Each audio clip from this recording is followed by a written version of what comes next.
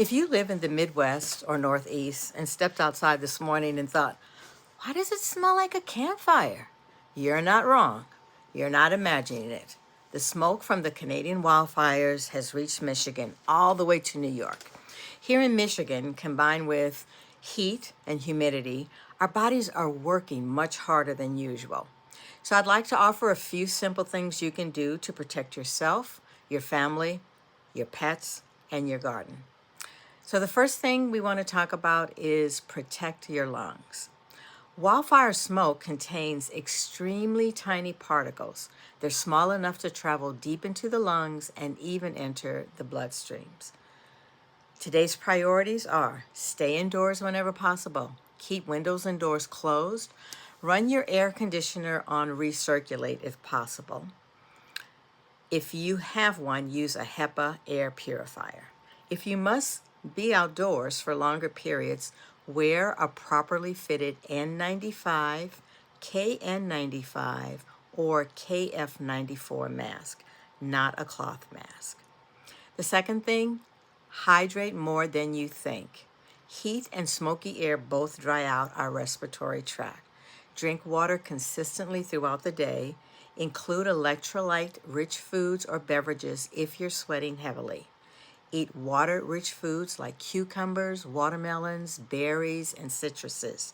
Remember, well-hydrated mucous membranes do a much better job trapping airborne particles than dry ones. Number 3, nourish your body. This isn't the time for heavy processed foods.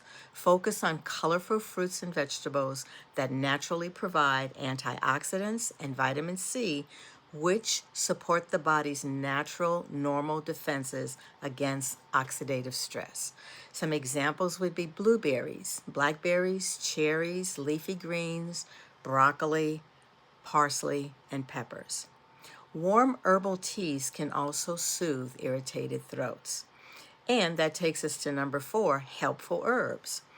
If you keep any of these in your kitchen apothecary, herbs that can be helpful in supporting your respiratory comfort include mullein, marshmallow root, licorice root, although avoid licorice root if you are someone who has uncontrolled high blood pressure.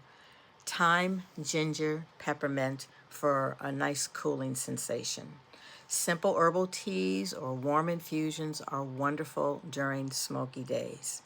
Number 5, avoid additional irritants. Don't add particles into your indoor air.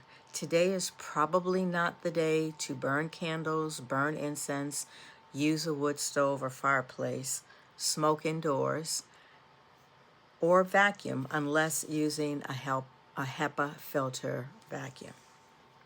Now let's talk about our pets. Our pets can be affected by smoky air. Sometimes we forget about them. So for your pets, just like with yourselves, keep your pets indoors as much as possible. Walk your dogs early morning or late evening if air quality improves. Make sure to keep fresh water available at all times and watch out for coughing, sneezing, rapid breathing, lethargy, or eye irritation. Birds tend to be especially sensitive to poor air quality. I have chickens, so I will keep, as I always do, fresh, cool water for them. Make sure that they have extra shade, keep good airflow. I do lightly mist their run, but only if the humidity isn't already excessive. And I always make sure that the birds have a dry area to move to. Now, let's talk a little bit about our gardens. I was wondering if smoke hurts the plants. Well, the reassuring research and the reassuring answer is usually smoke itself causes much less damage than the accompanying heat and drought. So I will continue, and I recommend to you that you continue to water deeply, water early. My recommended time is between 6 and 9 a.m. Mulch well, and avoid pruning today. You also want to postpone spraying fertilizers or any foliar products during extreme heat. After the heavy smoke settles, gently rinse edible leafy vegetables before eating them. And if you notice any visible ash on leaves, wash the produce thoroughly under running water before eating it.